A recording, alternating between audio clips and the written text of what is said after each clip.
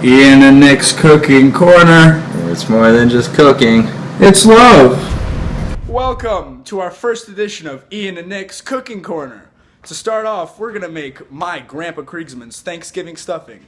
And Nick, since Grandpa Kriegsmann is your stepdad, how about you start us off? What do we do first? Well, I just want to say that I love Grandpa Kriegsmann's, my favorite stepdad of all. But first, we're going to chop up our onions, celery, and bacon, and saute it in that frying pan over there. Right over yonder. And we're going to use some butter to make sure that our ingredients don't stick to the pan. Let's start off. Let's go! Yeah, just keep slicing. Slicing the bacon. Nick, tell me what we're doing here. We're slicing the bacon up so we can get to the sauteing part of it. It's going to be fantastic. You hear that? You hear those slice cuts? That's how I know this is real. This is real turkey bacon. Real nice cow bacon. Some nice ostrich bacon. This is all types of bacon mixed up in here. It's deer. This is deer. It's deer. It's deer.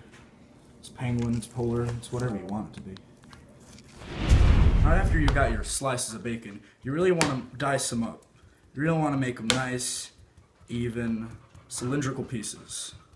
Okay, and make sure your form is right. You need good posture and the right amount of swing.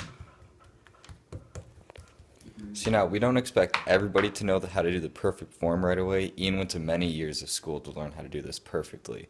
So, just bear with us. For example, just get it nice. Make sure you're using the sharp edge, and you really got to get into it. Hey, Ian, how's the cutting going? Oh, see now, it's going by pretty fast. Now, don't be sad if you don't do it as fast as me, because, well, I went to school for 18 years for this. Wasn't it 22? Well, 4 years I studied abroad. I don't really count. Yeah, that's right. Hey Nick, what you doing now? Just cutting these spicy. As long as it's just a little bit spicy. Oh man. Those fumes are really doing a number on your eardrums. It's just a spicy onion, that's it. Oh, it's getting me too. See now, while Nick's over there crying like a little pansy, I went outside and cut down a few of our trees that we grew in our own personal spice garden. And a couple pro tip, if you're a fan of salmonella, I recommend not washing that knife, because you get all the good raw juices from the bacon into your stew. Is that right, Nick? Oh yeah, salmonella is like my favorite thing in the world. I love it, so. It's a great side dish to go in any Thanksgiving meal. Alright, and after this, we're going to get to the sauteing of the part, which Nick will show us right after this. Sauteing.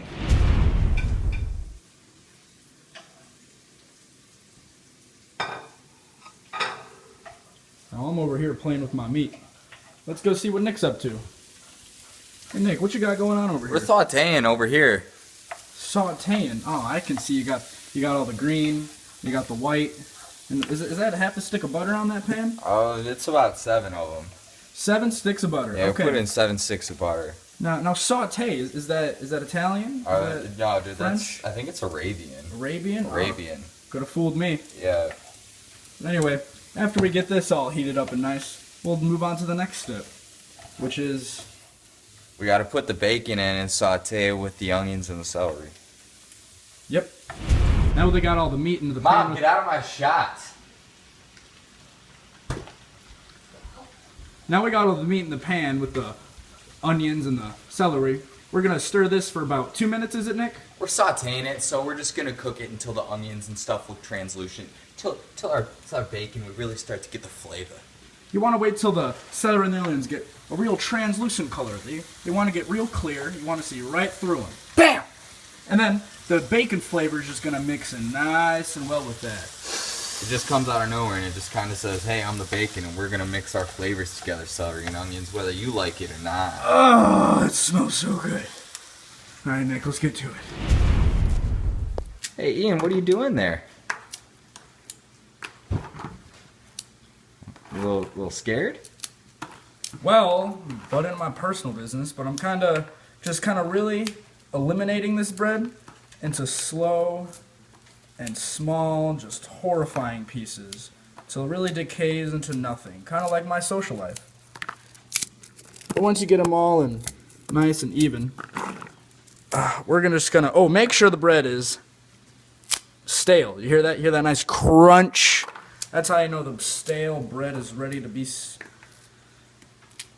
I can't do that. Once you got your two bread bowls ready to go, you're gonna want to split the sautéed. What did we saute? A mix. It's a bacon, celery, butter, onion mix.